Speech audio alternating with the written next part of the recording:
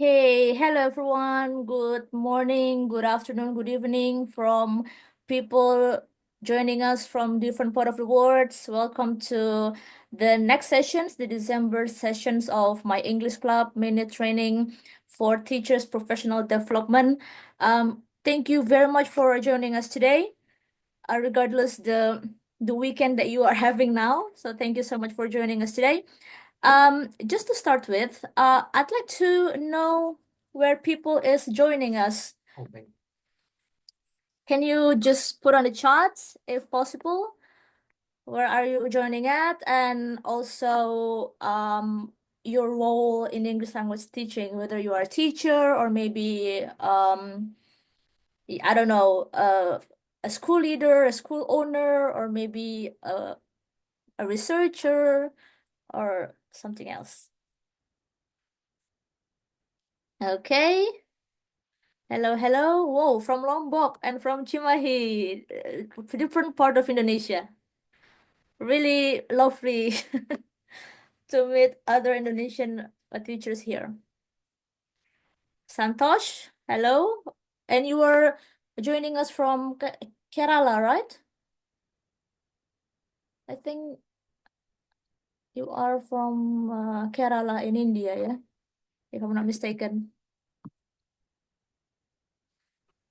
Yeah, I'm from Kerala, India.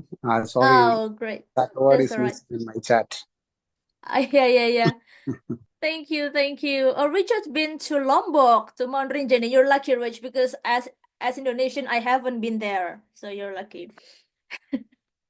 Okay. Yeah. So again, thank you so much for everyone. We are now going to have a very interesting discussion led by our moderator, my friend and colleague, an English language teacher, and also a translator. Arga Pasandrangi. Okay, Arga, time is yours. Okay, good morning, good afternoon, and also good evening for all of the participants who attend this session. Thank you so much for your presence here. And allow me to start this meeting by introducing you, our English Club. Okay, it is a non-profit community of practice dedicated to English language teachers or future teachers from all backgrounds worldwide. Of course, we provide discussion forums and workshops. Okay, I would like to honorably mention the Bangun Tunas Cerdas Indonesia Foundation as part of this, and it is the legal umbrella institution for my English club. It focuses on education and sustainable development goals in general. Okay, so let me tell you what's going on during this mini PD workshop. So it's going to happen at about 90 to 120 minutes, yet insightful mini workshop. So hope you guys are going to enjoy what we are going to have in this moment here. The trainers are academics and practitioners in applied linguistics, English language teaching or ELT, and quality education. It is aimed at enlarging the teacher's perspective on the current and relevant issues in ELT and enhancing the teaching skills. Okay, for our workshop, we hold it once a month and is open to every teacher around the globe. So you guys are welcome. If you would like also to recommend this to your colleagues or your friends, we are so welcome to have you guys. Okay. So here are the professional development workshop that we have earlier, and in this month, December, we will be accompanied by Paolo with his interesting subject of manners. And your facilitators today are me. My name is Arga, and we have Levian as well, and Richard are going to join us later on. Okay, now allow me to introduce our presenter today, our trainer. His name is Paolo Delogu. He is a PhD candidate in linguistics at the University of Aberdeen, UK. His doctoral thesis explores students' teachers' attitudes towards materials for implementing English as a lingua franca in their educational settings. His research interests include global Englishes, materials development, and transcultural pedagogical approaches to English language teaching.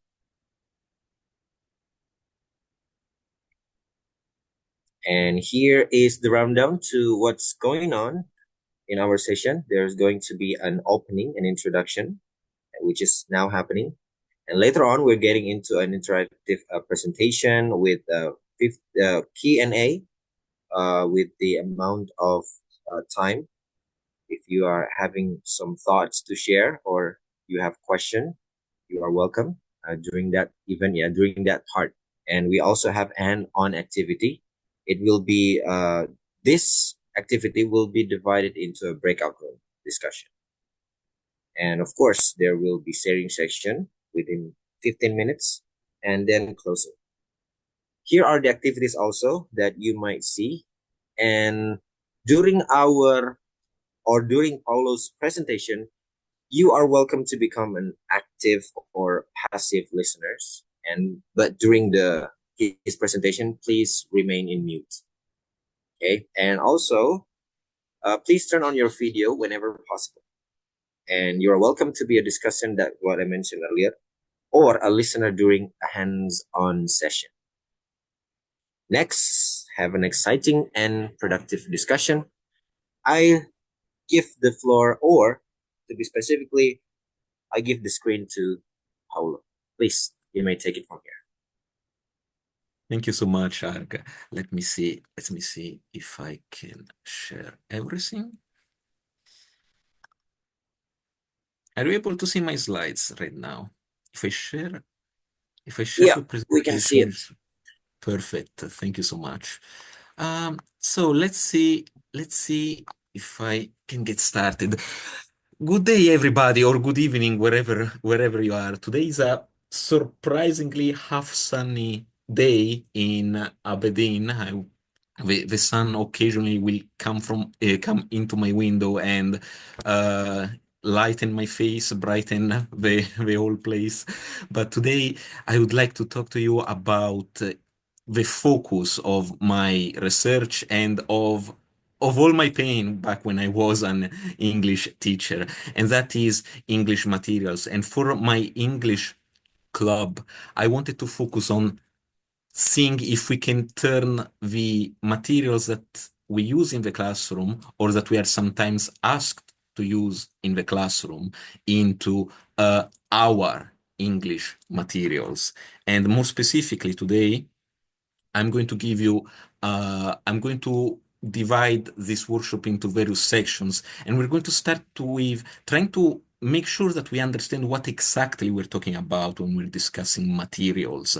And then we're going to try and see what are the pros and the cons of materials, because they might not necessarily be quite obvious.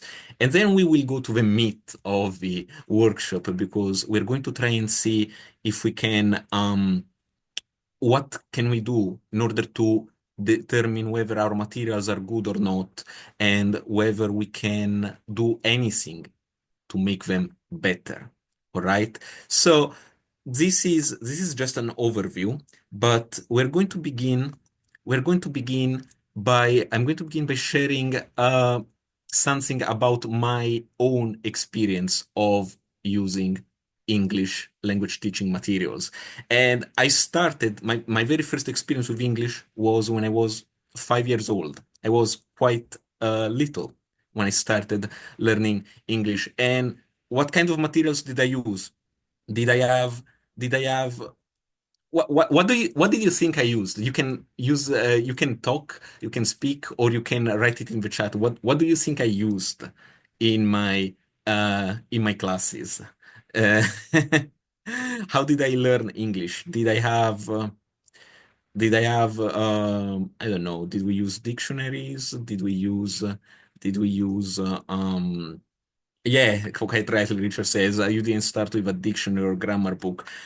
quite rightly, but that's what most people think about when they think about materials, right? They think about course books, right? Some people suggest flashcards. What I used is something a lot simpler, and I found it on YouTube. I'm so lucky that it exists on YouTube. And what I used was cartoons, which were developed specifically for children to learn English. And if I can show you a quick sample, this is what they look like. I'm not sure if you can hear the audio, but even if you can't hear the audio, okay. We can. Hi, Minnie! Hello, Mickey!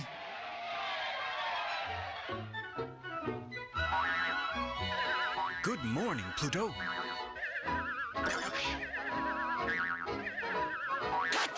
Hello, Goofy. Okay, that's enough. So this is basically how I started. And maybe you don't think about videos immediately as materials, although maybe some of you who are teachers have already used them before. And it's so funny that this is the first time in over 20 years that I see these materials. And I can notice a lot of things that flew over my head as a child, like the fact that they use all caps to subtitle what the voice actor is saying, which is funny because when I was teaching in China, if I tried to do this, it would actually confuse my students because we were not used to uh, all caps. But as a child, this was easier for me to understand, and we will go back to this when we discuss the benefits and the cons of materials, this idea of appropriateness. But this is how I started. And then I grew up. I didn't have this kind of videos anymore, but I used something else. And you might think, oh, Paolo, you were so good at English. You started very early. Well, I was good in primary school, but then when I kept growing, in middle school and in early high school, I became really bad at English because we were doing the same things over and over again all the time, until I found something which made me become basically my experience as a fluent English speaker starts with one material that I used as a teenager. And what did I use? Did I use a course book? Did I use anything particularly advanced? What was this amazing material that made me a fluent English speaker? It wasn't an amazing material. It was a video game. And yeah, it was this video game, and this video game had a lot of text. It had a lot of both written and spoken text. And in order to understand it, I had to become good at English because some of the language was really quite difficult. It was really quite difficult to understand. And I also started using fora to get good at the game. And although I started using fora in Italian, online forums, reading people talk about the game to see. But I started using them in Italian. Then I looked at the forums in English and I realized, wait a moment, the ones written in Italian are completely wrong. I'm not going to read the ones in Italian anymore. I'm going to read the ones in English. So this was just a very a very long parenthesis of my own experience as a learner. But this was for me to introduce the idea of what materials are. And I've used this very famous quote from Tomlinson that materials is anything that can facilitate the learning of a language. So, yes, we have things like the grammar books. Okay, and you've probably used literature either as teachers or learners to teach. You've used literature. Literature does not necessarily mean a poem. It can also be something as silly as a restaurant menu or a movie ticket. I've seen teachers using movie tickets as materials. Yes, dictionaries, websites, audio, songs, looking at the lyrics of a song, videos, movies, definitely after video games, which I didn't have much time to play anymore, movies were my main source of input. But this is what I'm going to focus on during this workshop. I'm going to focus specifically on the course books. All right. Many of the things that I'm going to discuss today focus on the course book. And I want to start this discussion with a question that I want to just think about it. I just want to think about it. And while we go forward with our slides, we're going to see if we can come to an answer. All right. And maybe we can discuss this a little bit more later. But the question is, most of you who have been teachers have probably used a course book, either as teachers or especially as learners. But the question is, are course books really necessary? And if they are necessary, why do we need them? So for the next few slides, while I'm talking, I want to play the jury. Okay, we have 12 people in the room, so we are a jury. We are a jury. Uh, you can I'm going to talk about the benefits and the disadvantages of materials, and then we will see a little bit whether they are actually helpful or not. So let's start with the benefits, because I think these ones are a little bit more obvious. These are all from a research by Mission and Timis, but I think you can relate to it as teachers or learners. One big reason for materials popularity, for course books popularity, is the fact that they satisfy a psychological need, a sense of structure, and they also provide you a roadmap. So where are we right now? Where should we be going next? Okay, so this is one of the characteristics of materials. This is one of the things that can help learners with during the classroom. They also are a source of input. Okay, they provide exposure to the language.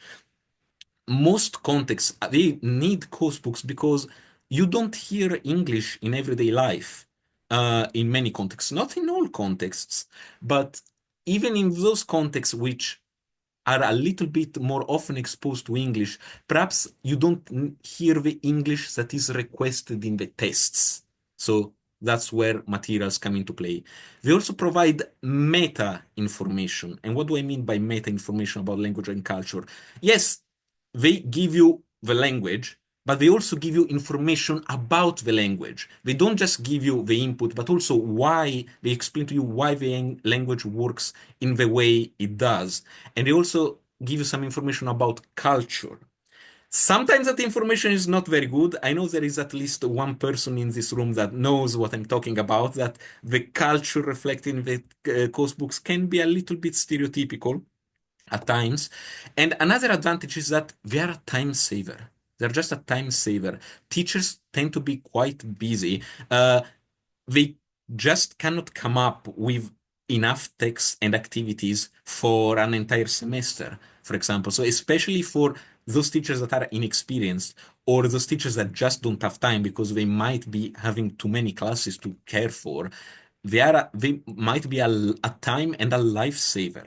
And they also serve for those inexperienced teachers. They are a form of teacher education, in the sense that I don't know what should be put in a curriculum if I'm an early career teacher, especially if I didn't have the privilege to go to a TESOL program to gain a CELTA or a Delta certificate. Maybe I don't have the money to do that. Maybe I just don't have the time or opportunity to do that.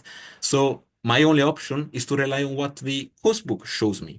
So these are the benefits, all right? But let's talk a little bit more deeply about the disadvantages. And before I give you my own perspective of the disadvantages, I want to I wanted to look at this snapshot from a textbook which I have used in my research.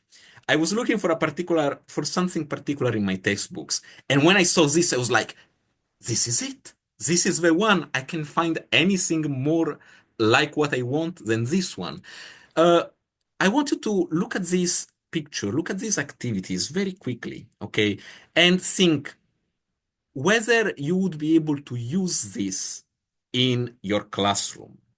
And if you think whether that would work well, do you foresee any problems, any issues that might emerge from using these particular materials in your classroom? Again, you can use the chat.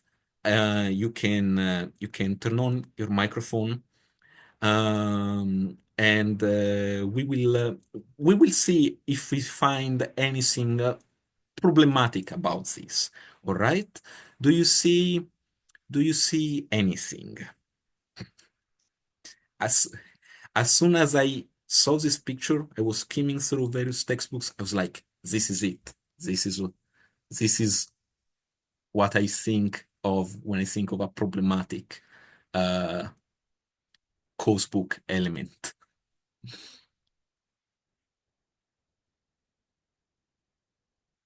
You see some people are writing.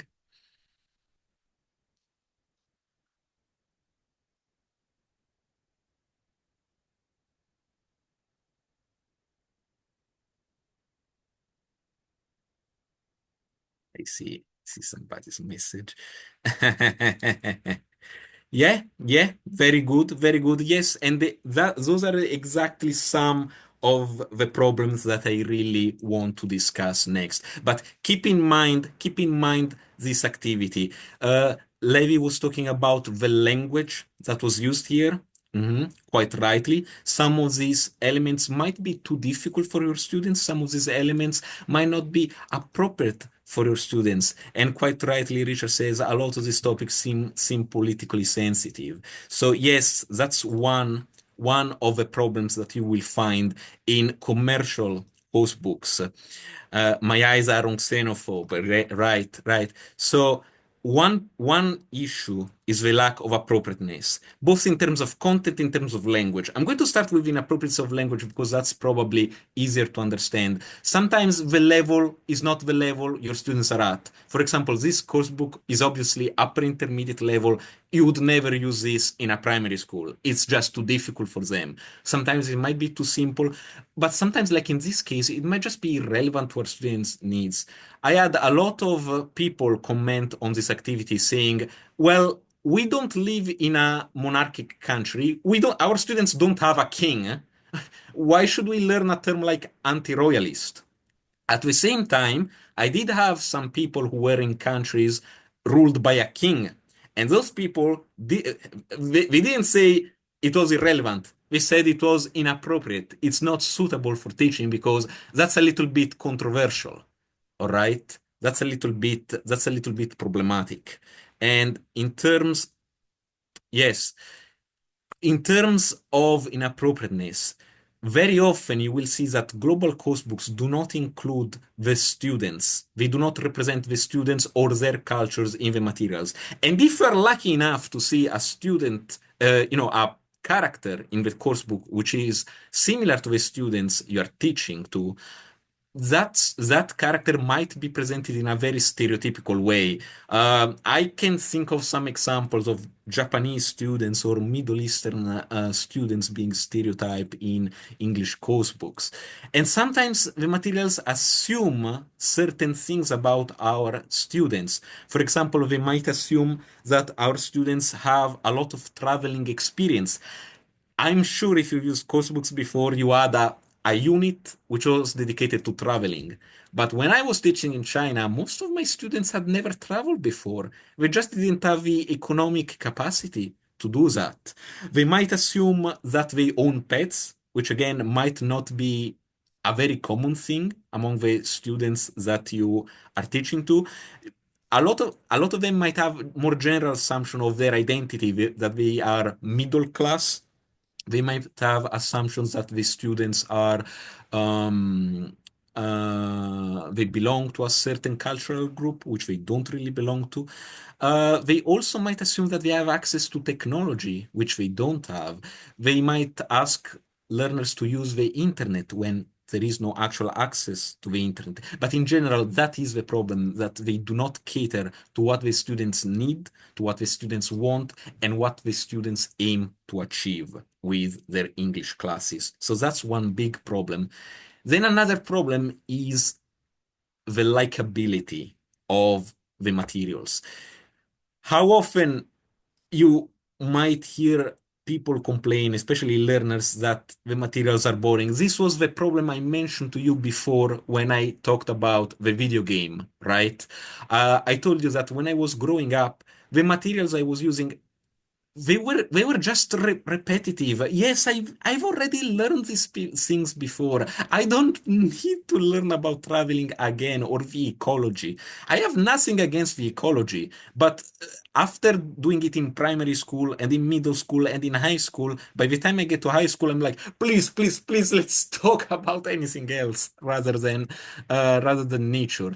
Okay, they are just not emotional. They're just not emotional. Even a negative emotion would be better at that point than boredom, according to some researchers, which is where controversial topics come into play. I will talk about them a little bit more later. But this is the problem. They do not motivate our students.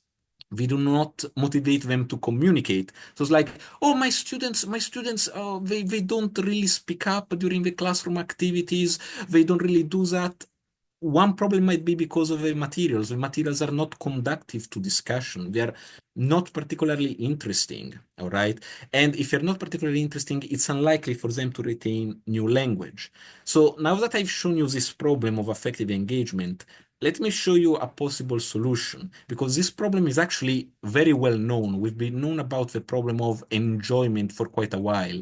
And Berman here says, we learn best when our imagination are aroused. So basically, when we can actually stimulate our students. And I'm going to share an example from a course book which I'm reading. I'm trying to analyze a little bit deeper in my future research. And this picture here, which I've taken from Voices. This is the picture. This is the text that I put the text here because I think it's not very easy to read on the white contrast. So that's one problem with the picture. The text is a little bit hard to read, but I really like this picture. This was the first picture in the first unit of the textbook. I was like, dang, this is a really powerful picture. I really, I, I really think that when I connect the topic of a lesson as a learner, I can remember what the topic was about because I remember this particular picture. So that's one thing that materials developers are being pushed to do, trying to make things more imaginative, more emotionally powerful, um, trying to move people, to our students, to actually connect to what is being done. But why this is not being done? Why these kind of things are not very common? And here comes what I was talking before, the controversial content, which is known by the acronym parsnip. Now, parsnip is a radish, as you can see it here. A parsnip is a vegetable, but that's not what I'm talking about here. Parsnip is an acronym that stands for these 7 topics, which are not very commonly seen in English language teaching materials because they are quite controversial. They might be inappropriate in many contexts. So the decision of publishing houses is to completely avoid them, all right? Which might be which might be a problem in certain cases because again, it's an economic advantage for the publishers, but that's partly contributing to making the materials bland, repetitive. Oh, we cannot go in that directions because students in this region, they will not like us going there. And some researchers are pushing to the idea that we should actually include a little bit of that. A little bit, though, not as much as that example that we saw before looked like. So, Paolo, are you telling us that we need to start talking about politics and alcohol in our classes? No. No, that's not what I'm saying. I'm saying that you need to think whether your students might feel more motivated discussing things that might be seen as a little bit more adult, that might be seen as a little bit more delicate, a little bit more sensitive. But whether you actually do it or not must be your decision, all right? You shouldn't say, oh, tomorrow we're going to have a lesson about sex because I feel like it. Is it a good idea? Think about it. In some contexts, it might be a good idea. For example, if I were teaching when I was teaching in China, I was asked to discuss religion because I was teaching Western religions and cultures, and my students didn't know anything about religion at all. They complete blank. If anything, we knew even less. We had stereotypes about it. So let me go deeper into that. Let me actually present these controversial things, these stereotypes. Let me see if they think these are real, and let me try and see if I can change their perspectives. Let me see if I can dismantle them. In certain contexts, it might actually be a good idea. For example, in this research by Kranz and others, they were looking at Spanish teenagers, what kind of topics they found motivating. And among those topics, they found things that were quite controversial, like the rise of right-wing parties in Europe, which, if you read news in European or American countries, you hear about it all the time, about this kind of episodes. They were very interesting in learning about how certain identities were being legally defined in other countries. Now, this was very appropriate for those contexts because it was very engaging, but that doesn't necessarily mean that's something that you might consider for your own context. In your own context, you might indeed be limited to very bland and boring topics. But whether you are actually limited or not is a question that you need to think for yourself. Can I talk about these things in my context? Can I even something as religion? You might say, I don't want to talk about religion because in my class there's a lot of different religious minorities. That makes sense. But if there is, for example, if all my students belong to the same religion, then why should I avoid religion in classroom? I should focus perhaps on religion if that is something. If I were teaching to a group of priests, then of course I would talk about Christianity in my classroom. I would talk about nothing but Christianity, maybe. Okay, so that is one of the problems. I have something else. I have something else. And uh, sometimes the problem is not with the content in the sense that it's not likable or appropriate. Sometimes the problem is the fact that it's just not very effective. My students my students maybe they can pass IELTS, but they don't end up being able to communicate with other English learners because if we only focus on test preparation, maybe we can't understand when people like Paolo are speaking because the way Paolo speaks is not the way the characters in the textbooks are speaking. You can only hear maybe focus on a very general variety, one general accent, one general culture. Okay, that is maybe RP, received pronunciation. Maybe you have a British teacher who doesn't speak with an RP accent, but that's all you get in the materials. You cannot understand your teacher who comes from Scotland because that accent is different from the accent that you've been listening to since you were a primary school learner, for example. And again, there is no authenticity in texts. We don't teach you communicative purposes and we don't teach you communicative strategies. Now, what is it that I mean by communicative strategies? I will give you an example from this textbook right here. If you look very briefly at the picture of the two girls talking, you will see one of them is confused because the other one is speaking a little bit too fast. She's saying, are those your things on your table? Are those your things on your table? Okay. This happens a lot in real life. Maybe right now you're thinking, Paolo, you're speaking a little bit too fast. Could you please slow down? Okay. But if you've never been taught about how to manage this kind of issues, this kind of communication breakdowns, if you've never been taught how to negotiate meaning, Paolo, is that what you mean when you use that word? Paolo, could you please repeat what you said? Um, Paolo, can you please explain it a little bit better? Can you explain it with different words? If your learners do not see these strategies being used in the materials, then perhaps it's not surprising that yes, they manage to pass tests, but the moment they speak with an English user from outside the classroom, or the moment they go to another country and start using English, they feel helpless. It might be, it might be because this kind of thing is going on. It might be because this kind of thing is happening. We don't teach them the way people actually speak in real life, and we don't teach them how to manage these difficult communications. All right. And one last problem, and then we move on to the next step of the course. Another problem of materials is that they don't really reflect the people who use the language. They are getting a little bit better about it, but still, the textbook that I give you an example from before, the one from Hypocritical Hugo, most of the characters in that one, they are British, and they don't really reflect the variety of British society today, both in terms of race, in terms of accent, in terms of nationality.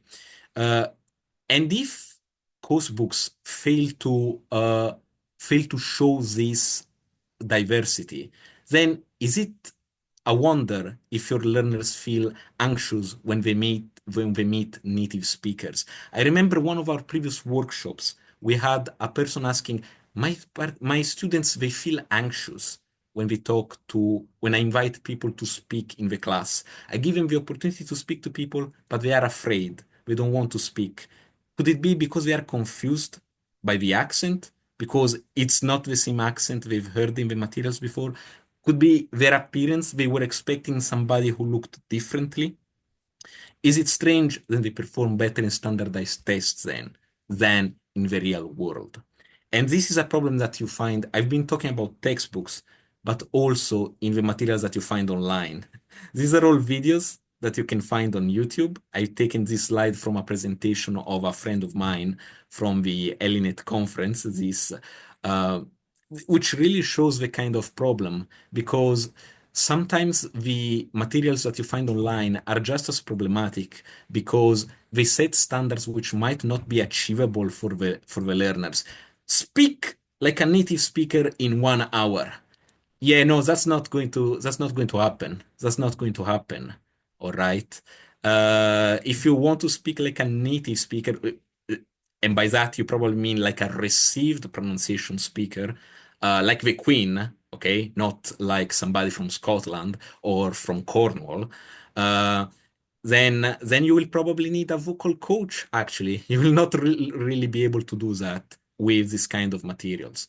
But so this was the whole thing that I wanted you to think about, both the benefits and the disadvantages of materials. I know I focused a lot more on the disadvantages, but that's also because I think the disadvantages are a little bit less obvious than those. All right. So I've been talking about this theory for a lot. So let's see if we can do something a little bit more practical.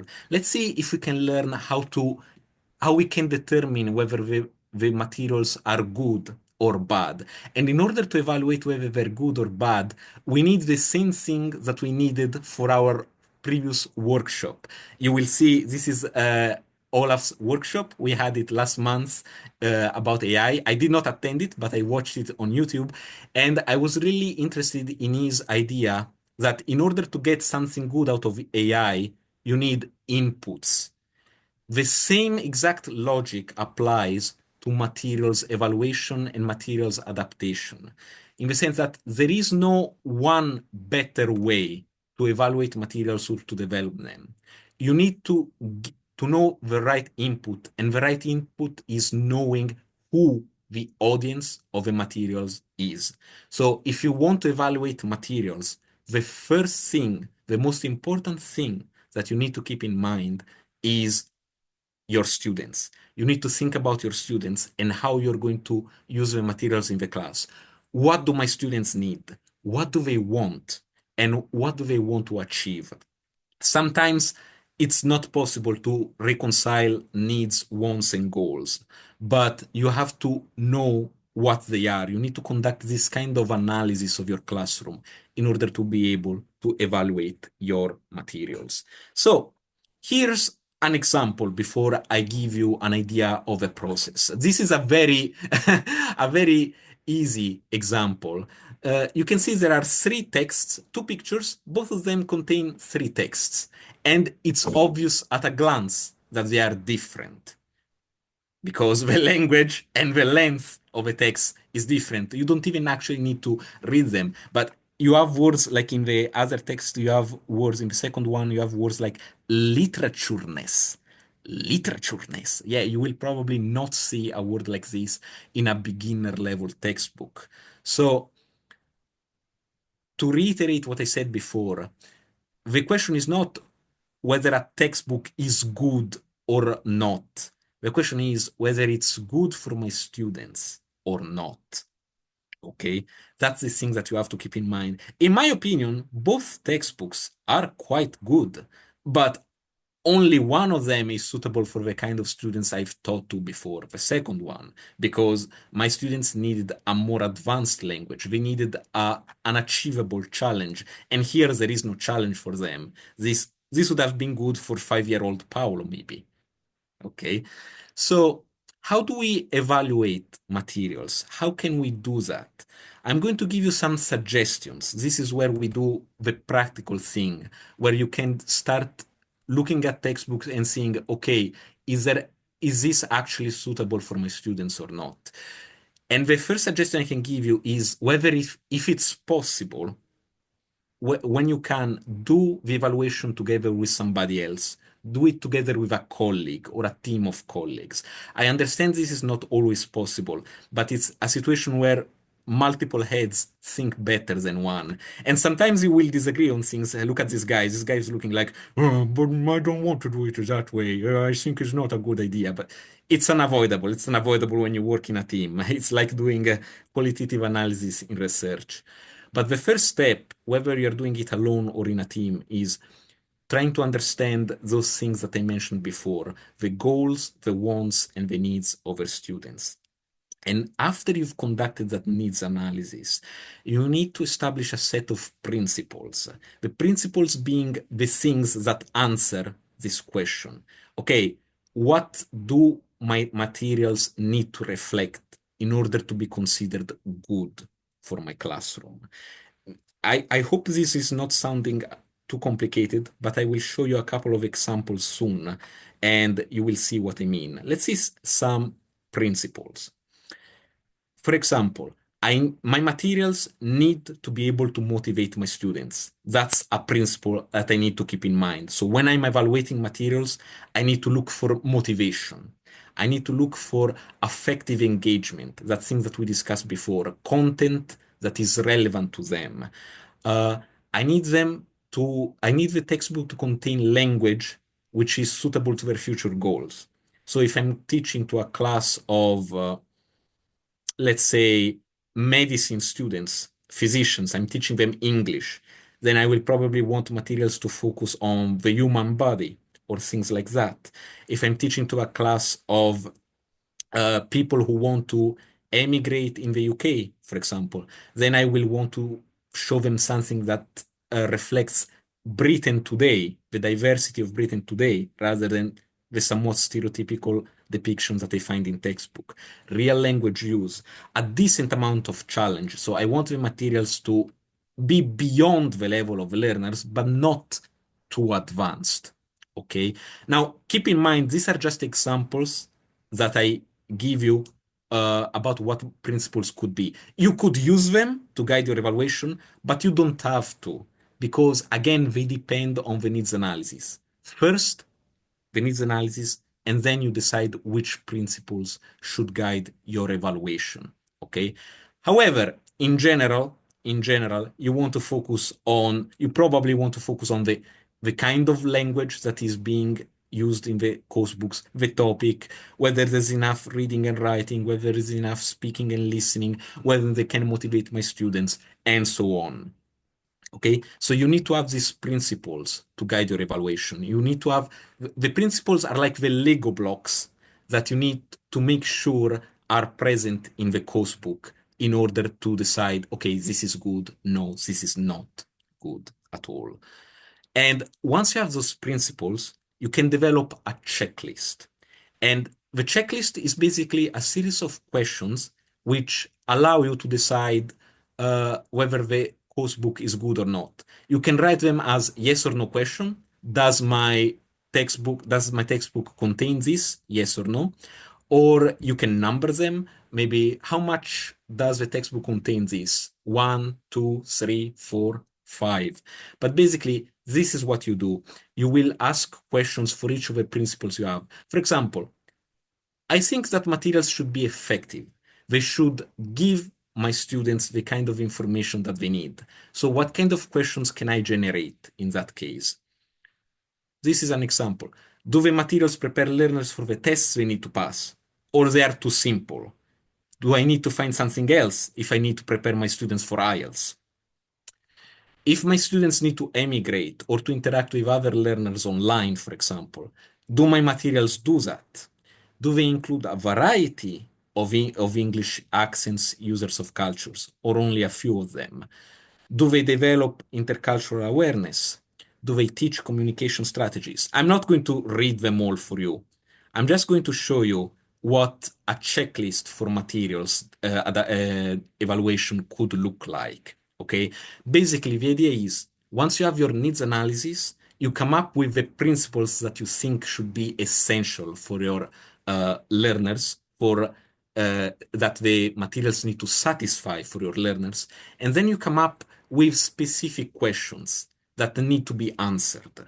And then you go through the textbook, you look at the activities, you look at the text, and you answer these questions.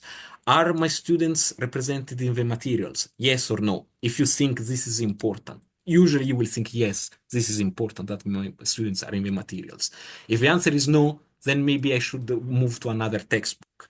Or I could do something else. I could move to evaluation and adaptation, which is, I could move to, sorry, to adaptation or supplementation, which is what we discuss now. This is the final part of our workshop today before the breakout room. And although it might seem complicated, and to a certain extent it is complicated, adaptation is not really an option. You might not be aware of it, but if you have been teaching English before, then you've probably done some adaptation. But Paolo, you're wrong. I've never changed the texts. Are you sure? Are you sure you've never changed anything while you were teaching? If you even something as simple as this, just while you're teaching in class, there is an exercise, and you decide, no, I don't want to teach this, I'm going to skip it. Even something as simple as that counts as an adaptation. Specifically, that's a deletion. All right. But every teacher does adaptation. You might not be aware of it, but today we're just going to look at things that could be done, which are a little bit more advanced, a little bit more effortful, but not necessarily less effective than simple deletion. You decide to show them a video during class because it relates to the topic of a lesson. That's also an adaptation, specifically a supplementation. All right. So basically, I'm going to use the following terms in the slides. I'm going to use adaptations when you're making changes to the materials, supplementations when you're trying to retrieve new materials. For example, you're skimming through a book, looking for a text that might be interesting, or you're going online on a website to find something which is better than the course book. That's supplementation.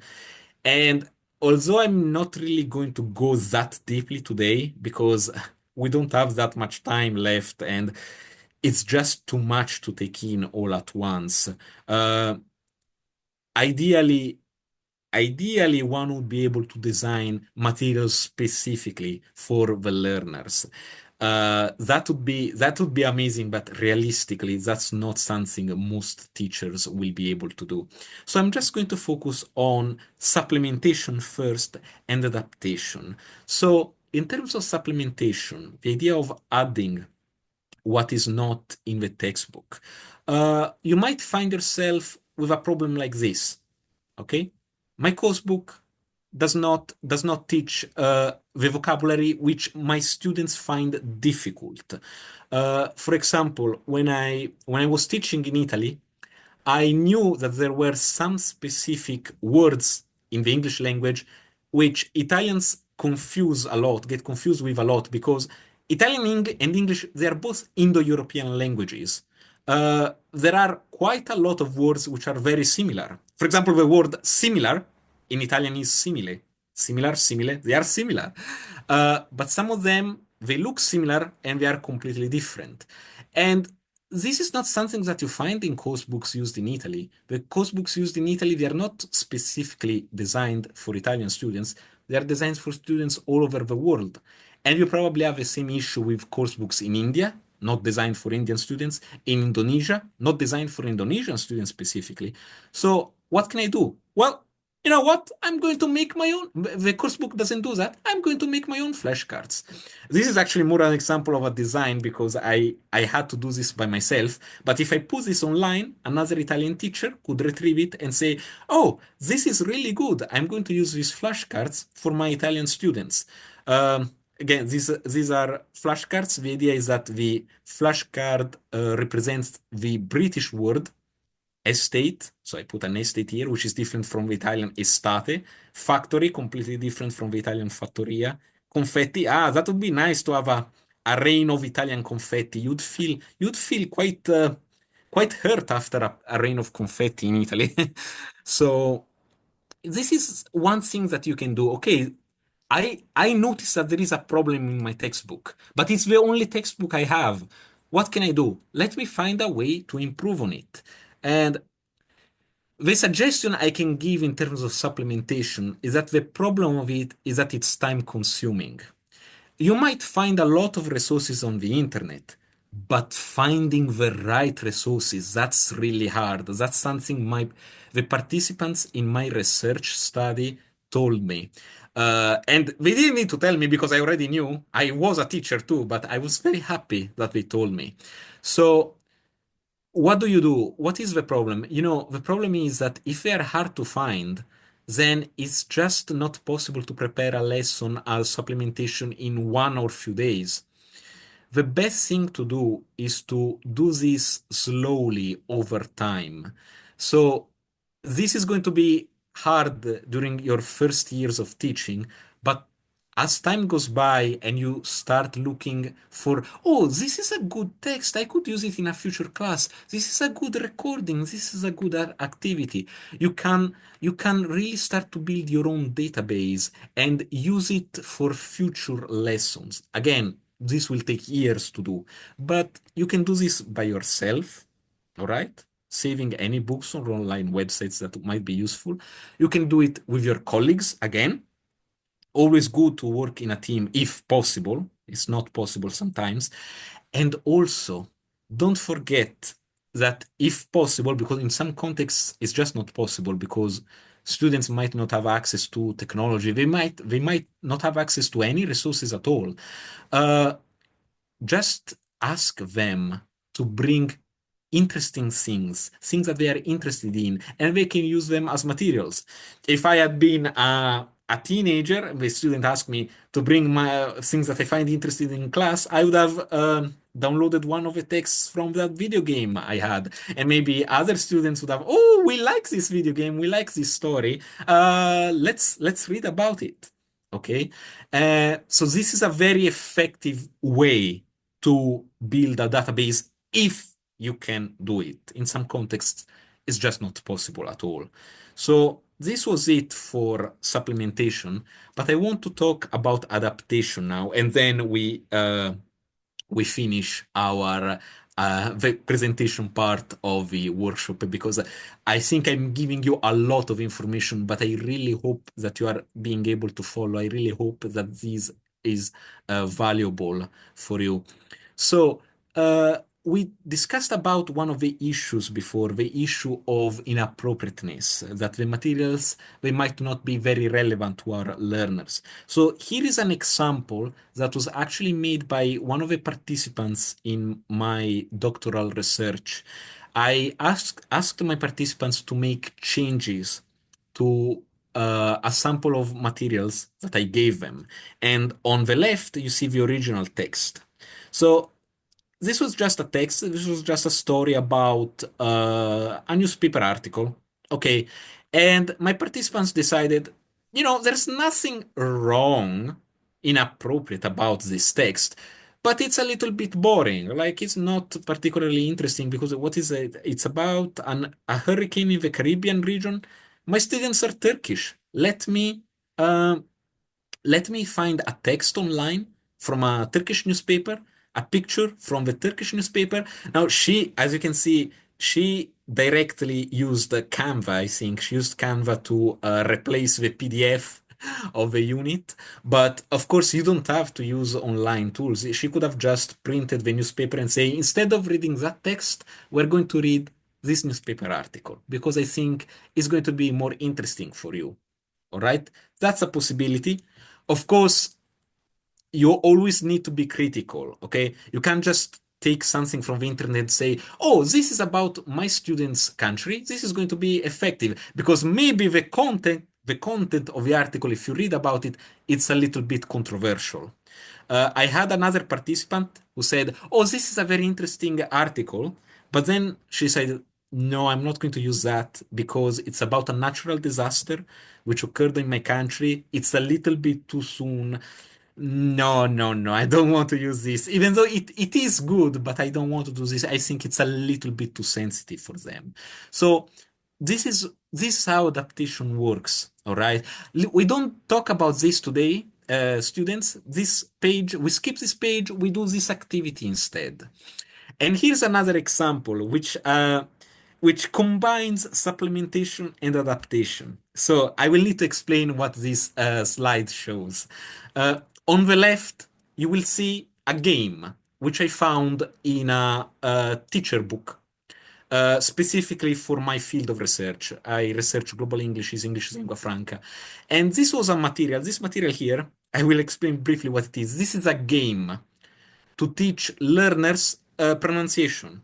Basically, it's to help them pronounce voiced, I think it was, yeah, voiced and voiceless it was about consonants. So, for example, R and L. Some students in some contexts have difficulty distinguishing between R and L, or B and P. All right, in some countries they might be find it difficult to pronounce it, and basically the game works like this: two students, they work in pairs. They put something between the middle of the paper, and they play this game. The player one starts, they say the word rope, then the second player needs to find the word rope. There it is. They hear the word rope, they have to say the word code. Then the first student sees the word code and say, okay, code. Then I say the word pick. And they have to reach the end of the game. If they did everything correctly, then they go through every single word. If they miss something, it means they made a mistake and they they made a pronunciation mistake. And when I saw this game, I was like, wow, this is really cool. But I don't like the fact that it uses the consonants because my students I've taught in Italy, I've taught in China, we don't have issues with this kind of words. But you know what we find difficult? Short and long vowels. Shep and sheep. Oh no, full and full. Live and leave.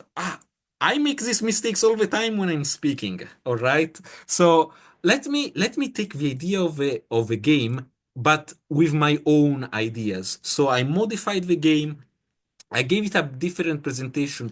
And because I thought it was a little bit too difficult to explain, I also used a picture. I decided not to show you the picture in this slide, but basically the picture was of two people playing the game so that the students could look at the picture and say, this is what I'm supposed to do to play the game. All right. So this was my attempt at adaptation. I don't know how good it was because I didn't try it in a classroom, and we will talk about it in a moment. But this is one thing that you can do. All right. Look at what other resources have done. Say, that's good, but it's not perfect. It's not really what I want. And with a little bit more effort, you can make it, you can turn it into what exactly you need.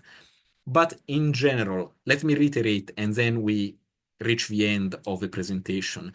Um, I could give you some principles, an idea of what the procedure for adapting materials is, but it's exactly the same as evaluating materials. You need to know what kind of needs your students have.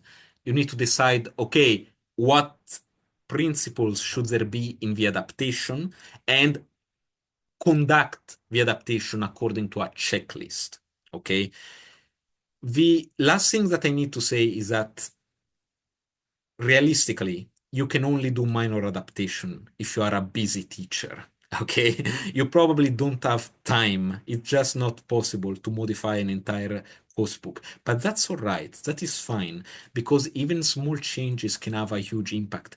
Even something as simple as taking a role play exercise and changing the name of the characters. So instead of having Tim and Alice, we have Ahmed and Fatma.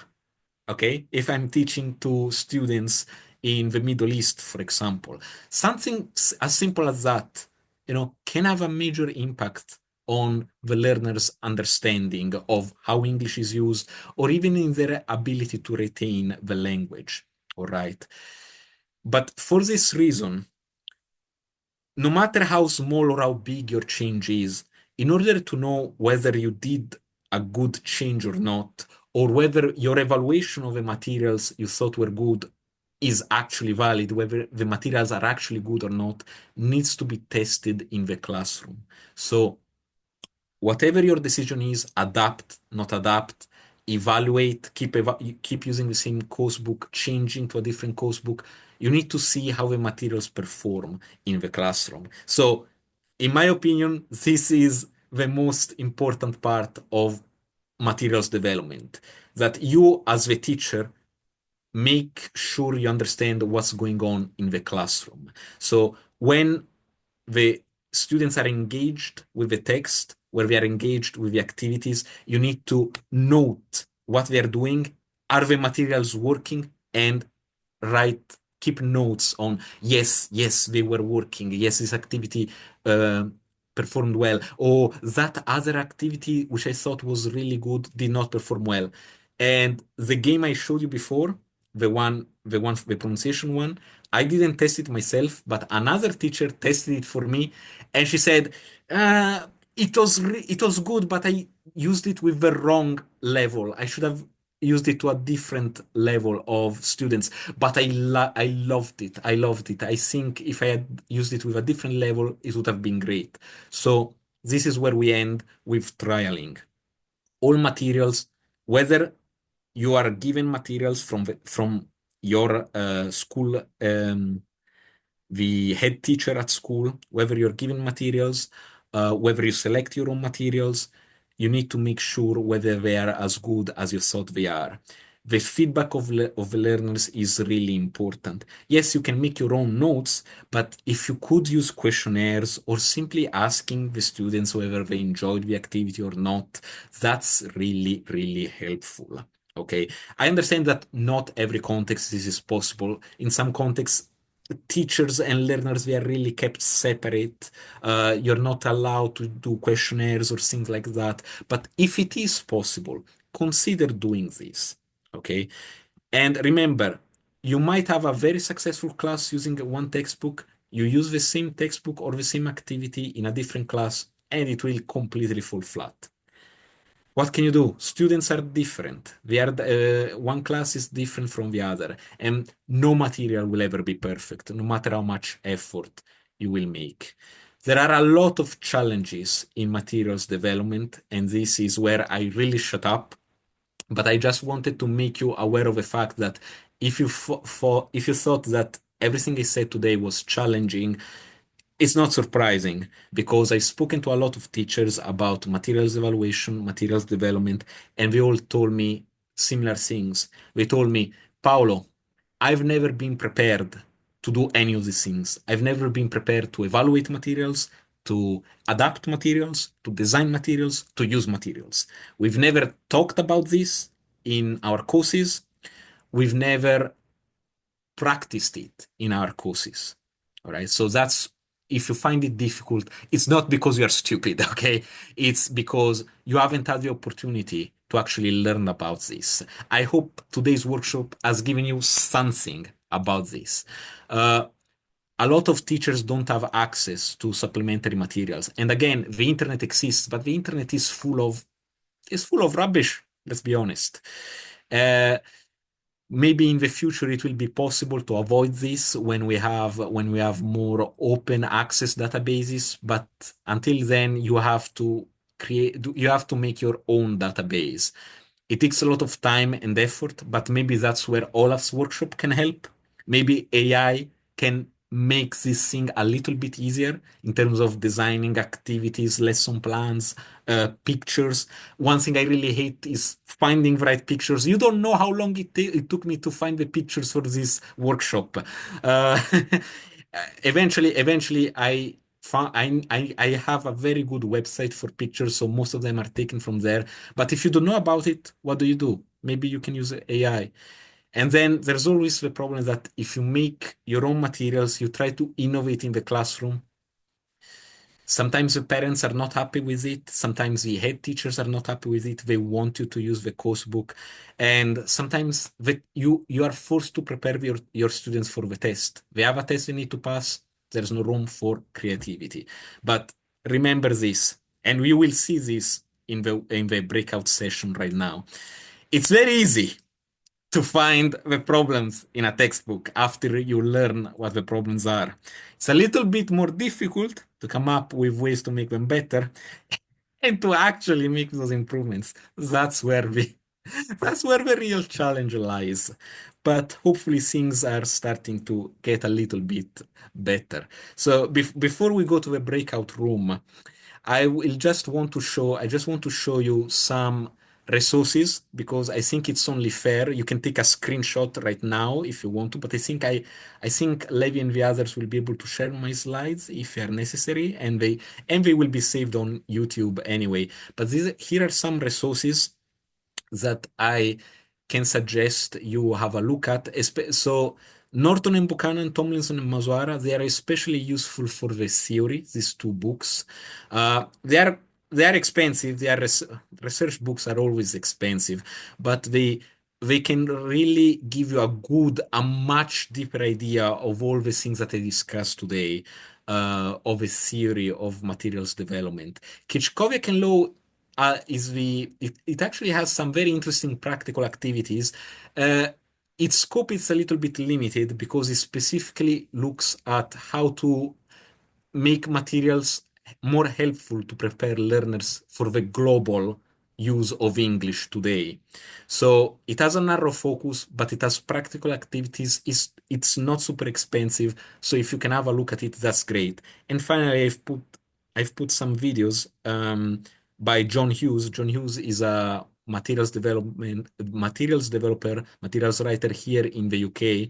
He has some very interesting seminars online, so I suggest you give it a try because it's quite interesting and he's quite smart.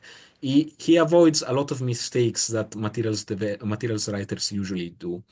And finally, here are some places where you can find some pictures, pixels. Most of the pictures I used today came from pixels.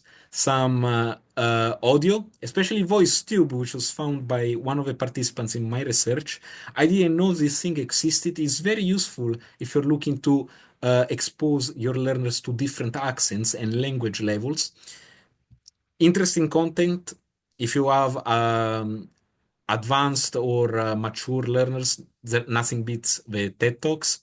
Okay, but I leave you, and this is where I really shut up. I promise. I promise. The very last thing that I want you to tell you is whatever you use, whether you retrieve resources online, you decide to stick to your own things, or you make your own resources, always be critical. Never assume that what you use it's perfect because it was developed by experts. Yes, it was developed by experts, but maybe it was developed to be very generic and it was not developed for your classroom.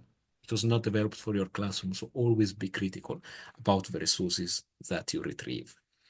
And yeah, that's pretty much the end of it. And I am very happy to to listen to the things that you have to say about this. If you have any questions, I'll be very happy to answer them. I hope I wasn't too overwhelming. I tried to make it as useful as possible, but that means covering a lot of ground. So I hope it wasn't too confusing.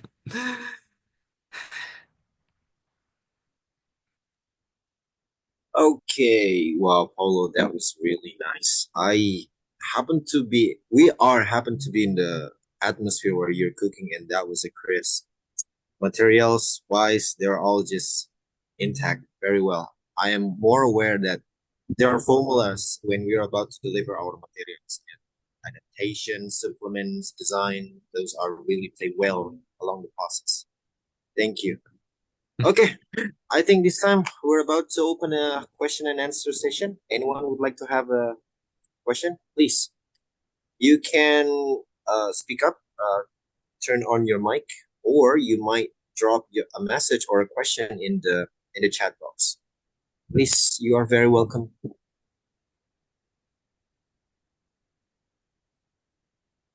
Thank you for the kind Anyone? comments in the chat. Yeah.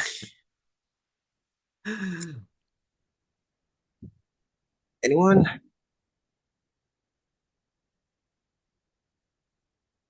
I Okay, have a question, let's read yeah, this. from Levi. Please. Hi, Levi. Hello, Paolo. Yeah, thank you so much for the brilliant presentations. The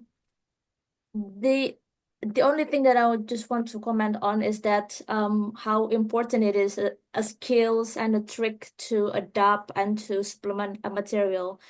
I think this is something that every teacher need to work on. And just as you said, I was wondering why it never been a really an integrated or a formal part of teacher training or pre-service teacher education at the universities. I wonder why. Because the thing is, like what happened in Indonesia so far, to best of my knowledge, we do have a textbook made by the government that reflect a lot on our own culture, on our cultural context.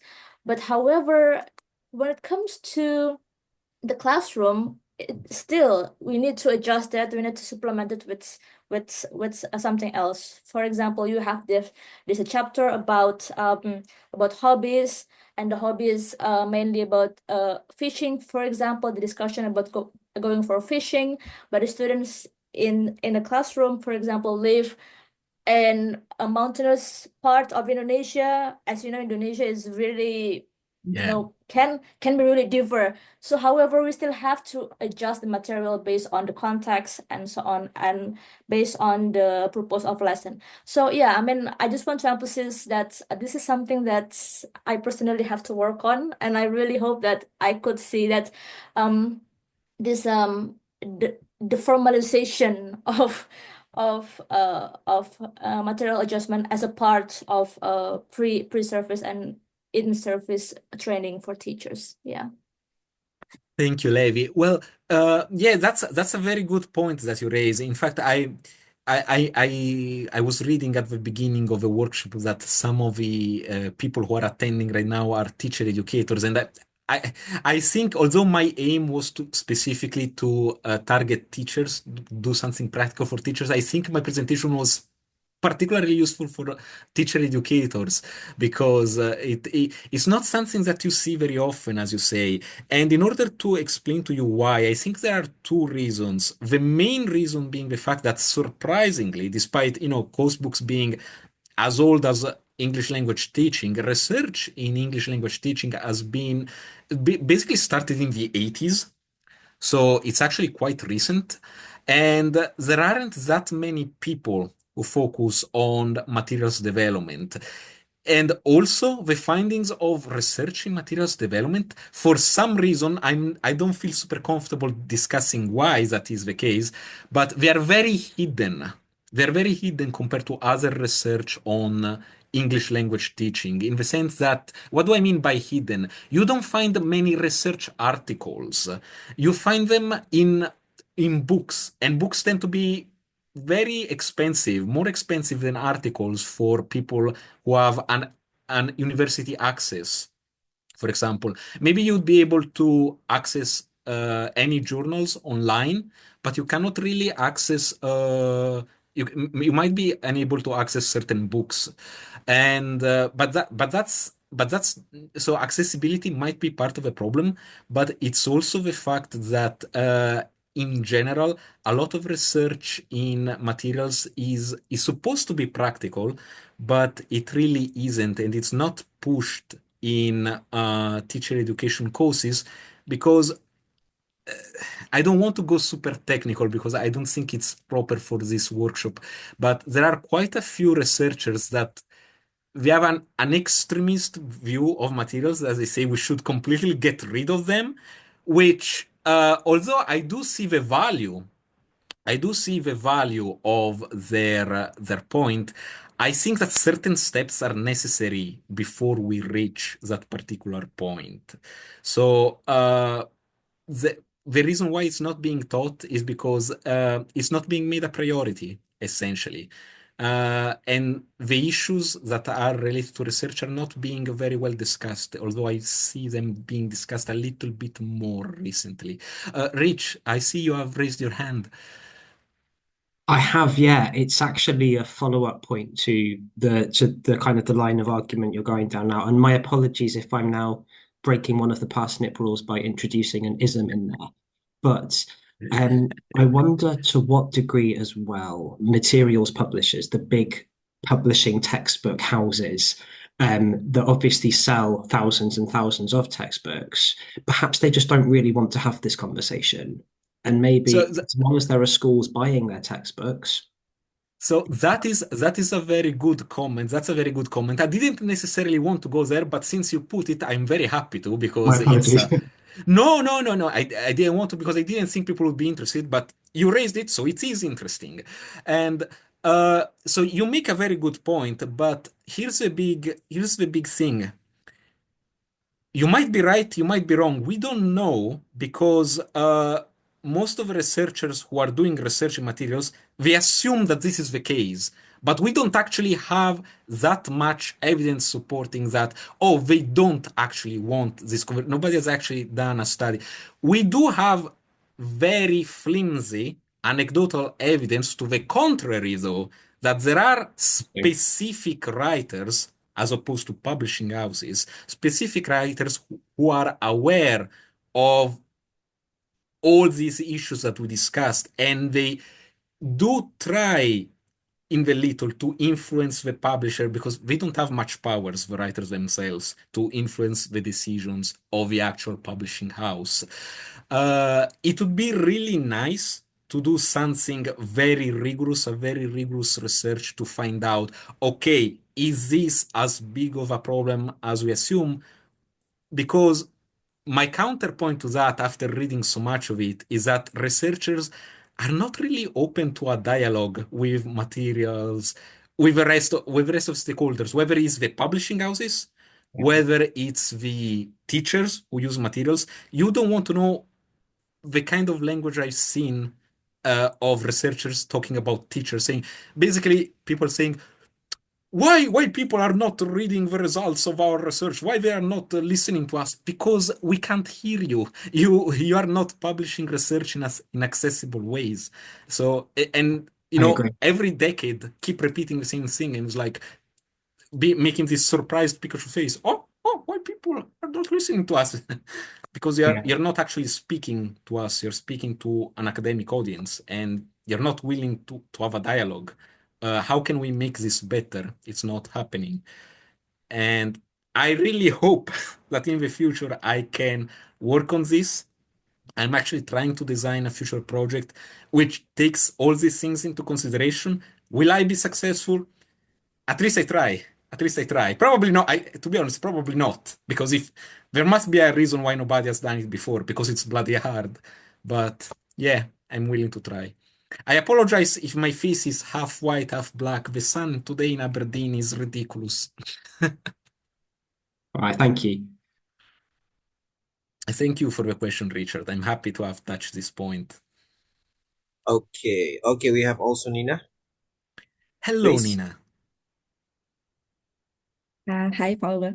Thank you so much for the mind-opening presentation. It was like Thank mind-blowing, you. just like I said. And I'm not really an experienced teacher, so I'm still learning. But I knew like how true it was. Like everything you said, like it was so true. And to realize that I haven't done much about adapting or supplementing on that, like made me feel like I'm a bad teacher. Like, No, oh. then I have failed my presentation because the idea is, in some cases, it's unavoidable, and the fault is not yours because if a person hasn't been prepared, then it's unavoidable that it's unavoidable. For many people, the only preparation they get is the course book. Yeah.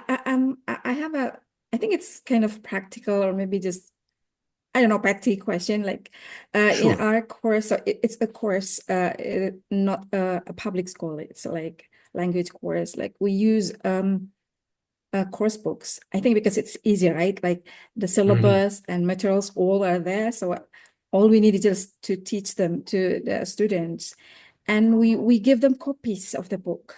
So we use the book and they have copies so they can like work on their own at home and then Mhm. with their parents, especially for the younger learners. Like for Exactly. Yeah. example, with 8 years old, I remember like in the previous unit, like we learned about things to do. They learned about skateboarding, riding a horse. When in fact we don't really do that in Indonesia. We don't like why are we talking about this? But then we can't help it because it's there on the book, right? And what do Mhm. we do? Like they have it on their book and we have it, but then is it okay to say like, okay, we won't do we won't use this part like to the teachers, to Exactly. the parents. So how can we make it like smoother So to like we know that we're yeah, not no, using it, I but how understand. I we can. understand. And what Mhm, you're telling me is the experience of most teachers around the world. One of the mhm, most prominent research articles on adaptation says the exact same thing that you said. It was about teachers in Ghana which had the same problem. They were like, but I cannot adapt it because I've never done an adaptation. I don't think it's proper because the government has invested money in this. The students, it's on the students' textbook, right? So if I skip it, it seems like I've made them waste money, right? It's mhm, it's also that kind of perspective. So that's unavoidable. That's unavoidable. But indeed, you don't necessarily need to have an adaptation every time. Even some small things, as I mentioned in the workshop, can be useful. And the way you present about it, you don't even have to drive the attention of the students on the fact that it's an adaptation. In fact, you don't even have to tell them, oh, today we are going to skip this part, we're going to do something completely different. You can just begin the class, okay, guys, I'm going to give you these copies of this exercise. Now we work on this. And if later you go back to the textbook, you move to the next page. You don't drive their attention to the fact that you have skipped something. Okay? Because if a students ask themselves the question, hey, but we didn't do this one thing, they will realize, oh, but it's actually the same thing that we did before with the teacher. Well, it's fine, you know. So basically, I don't know if I'm answering your question from a practical perspective, but this is one way that you can tackle it. Basically, the same way I tackle it when I was teaching in China. I never drove yet. Every materials I used in China was mine because the ones had to work with were terrible. Were terrible. So in my case, I was very radical in the sense, okay, people, we're learning with mine. And it was a terrible experience because I had no free time because I always had to make my own resources. But what can I do? It's either that of my students learn from really bad materials, which is not suitable for them. But yeah, to answer your question, it's normal that teachers feel, adaptation is something almost illegal, or it's almost like a sin to do adaptation. Try and do small things. Start small, and then maybe later on you can go bigger. Okay? I hope Thank you so I hope much. I hope that is helpful. Yes. I think there's another raised hand. Okay, I think this would be the last, Paulo. Okay, Okay, Agus, you may. sorry for taking so much time. Okay, Okay. thank you because Arga said make it short, so I'll make it short, really, really short. Uh, Instead of like modifying or how we call it, uh, yeah, modifying our textbook maybe. My question is very simple. What is actually the indicator that the textbook or the course book is really good for our students? Mhm. So yeah, we talked about this during the evaluation. So in order to be able to determine whether the textbook is good or not, the thing you will need the most is time. Because if you just skim through a textbook or not, you will make a superficial decision. All right. So in order to know whether the textbook is good or not, you need some time to have a good look at the activities, to listen to the recordings. Maybe you don't need to go through the entire textbook. Maybe you need to only do this with one unit and just have a quick look at everything else. But you will need to focus on it. And in order to say, as I said, a textbook is not necessarily good or bad per se, although some are really low quality. A textbook is good or bad for your specific students. So you need to know what is it that your students need. Okay? What is it that your students aim to achieve? Do they need to pass an IELTS test? Do they need to emigrate to a foreign country? You need to decide, okay, what is it that they need? And then look at the textbook and see, does this textbook have that thing that they need? Does it prepare them for IELTS if they need IELTS? Yes, then it's a good textbook. Does it prepare them to speak with people from other countries in the sense it contains a lot of information about how language actually works in real life use rather than in the IELTS test, which is very artificial? Yes, then it's a good textbook. No, then it's a bad textbook for my students. Okay. And if you go back to the slides and you see that part, I hope I hope I managed to explain it very well. And actually, that's what the breakout activity is about. Okay. Thank you for the question, Nina, and also Agus. I think this time let's go to the breakout room. We will discuss more there. Okay. I will change the slides to the breakout room activity very quickly. One moment. Okay. Is So here is the breakout room activity. You will receive a unit of a textbook, and I would like you to take some time and see if it is possible to apply the things that we discussed today for your specific textbook. You can do the first part, which is the evaluation. So basically, have a look at the text, take your time, discuss it with the other people, and see if you can evaluate it in terms of one of these. I said three elements. Do what you can. And if you don't like these elements, you can focus on something else. Okay. Are the topics good for your students? Is the language level good for your students? These kind of things. And finally, you can select one of the texts or activities and think about how it could be made better. I don't ask you to do the adaptation, just the suggestion of how it could be made better.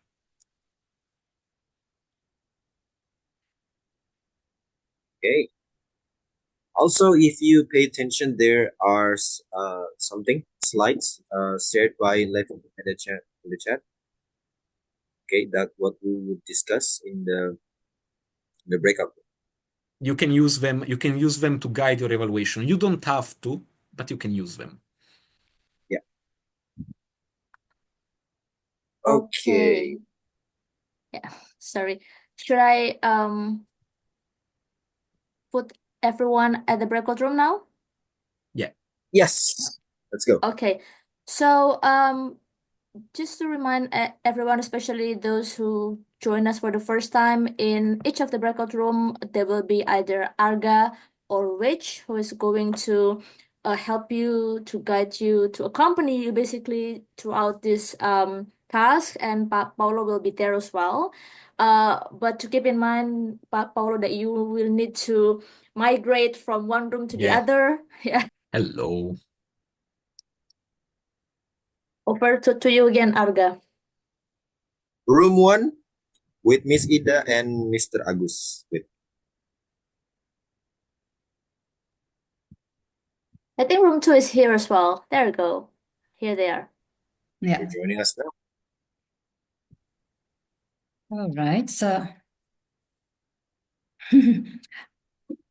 okay. So, after looking at the materials, the activities and many other things, I can say that we agree that it's over challenging if we have to use it for teaching. I think lots of adaptation need to be done. Yeah. And also, yeah, so like I said, it's need lots of adaptation need to be done. Like we also find that the materials from one to the other, so the activities not really related. So, for example, we talk about the idiomatic expression, which tends to be vocabulary, and then we go to the activities related to the grammar. Then, I think, but yes, in terms of cultural representations, we haven't talked about it actually in the breakout room, but in terms of cultural representations, I think, yes, it reflects maybe not all cultures, of course, and I from the picture, Indians context, and I think yes, there is a representation of culture, although for the culture of Indonesian, certainly we need to adapt it so that it's more friendly to our Indonesian students then. So that's what I can say. That's great. Okay, Thank you. Miss Thank you, Ida. Ida. And actually, I remember there was another interesting thing that you mentioned regarding to the fact that, as you said, it needs a lot of adaptation. If a textbook needs a lot of adaptations, then why should I buy it in the first place? Yeah, that's from I guess, yeah. Yeah. Yeah. Okay. Okay, how about from room 2? We would like to hear some of your thoughts. We didn't actually choose someone to report back. I'm Oh. so sorry. We just carried on our conversation. So how about let's have a Let's think. nominate Elan, Kang Elan. Elan, happy to? Why me? Because you speak so well, Elan. That's why. And I think first of all, I'd like to apologize for not showing my video because in my area the connection is not that stable. So if I turn on my camera, it will interrupt the connection. So based on our discussion, there are several things that we're going to adapt from the material. First thing that we're going to change is the picture of the picture of the figure on the book on the module, or because it's not really interesting for the teenagers, and then teenagers are not really familiar with them. So we're gonna change that into Lisa Blackpink, the idols, and then for the audio also we're going to change that into what we call it into more we're going to change the audio into Lisa Blackpink audio, and because this is for teenagers and elementary school students, so some of the tasks we're going to simplify it by what we call it, change it into recognition only, like whether the student will be able to recognize the pronunciation of the words that we highlight before. That's our discussion, I think. Is that all, Miss Nina? Please back me up. Okay, thank you, Ilan. That's enough. I mean, that's actually really represent what you have been through in the discussion. Okay, thank you so Beautiful, much. beautiful. So sorry for giving you something so challenging. I was thinking about giving you something simpler, but instead, what I gave you was a textbook which was meant for university students. I didn't tell you what level it was. It was a very high level. It's Obviously, not very suitable topics for teenagers, and also, I if you reached the last picture, the last page, you might have noticed it. But yeah, these materials were not made by an expert. I made them. Of course, they are full of Yes, problems. yes. I'm not a materials writer. I'm just a researcher. But you see exactly all the things that you said. They relate to your personal context. It's not suitable to my context. I cannot buy it because it wasn't developed for me. It was developed for Paolo's context. But this happens with every textbook. If you are developed for a specific context or a general context, is not suitable. Yeah, there's me. You see, there's me and my wife in the pictures because I needed somebody. I needed somebody there, and I couldn't. I couldn't afford for ethical reasons. I couldn't afford actors, so that's me.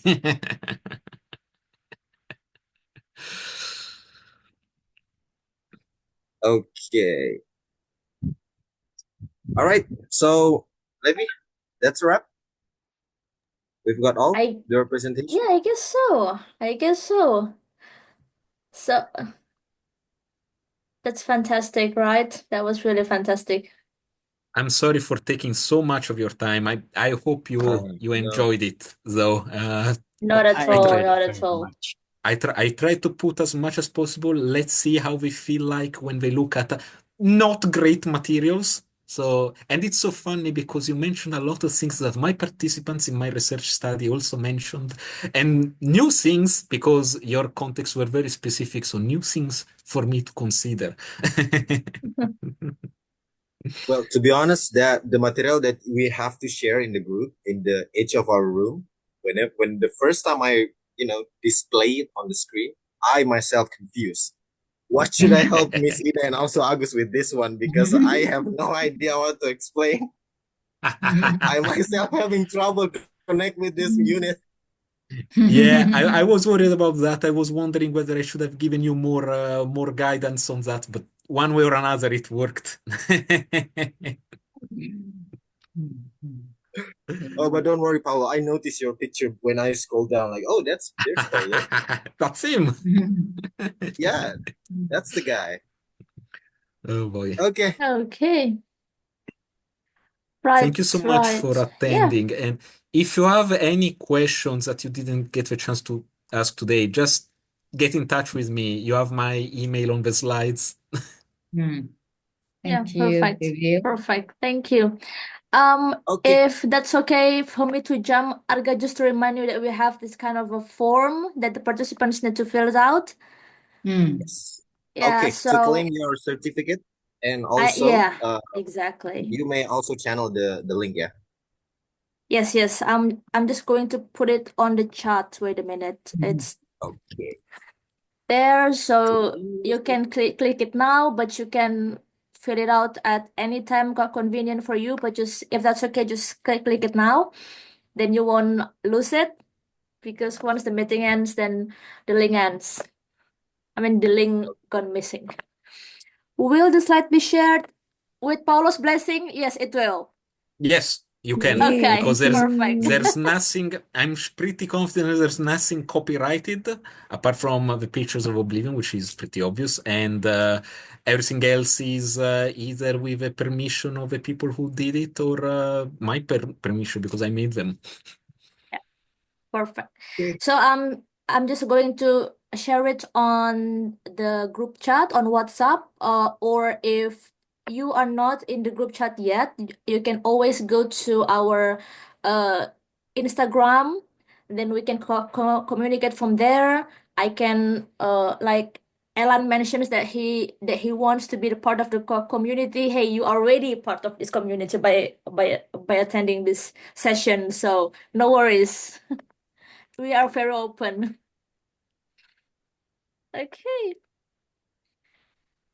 So one Okay. last thing, Also, I would like you to thank you. Otto? Mhm. Wait, Yeah, wait. I'm sorry, Allow Alga, me to thank you sorry. all of the participants who participate in this meeting. Thank you so much, you guys. Your attendances and your participation really makes this meeting so alive.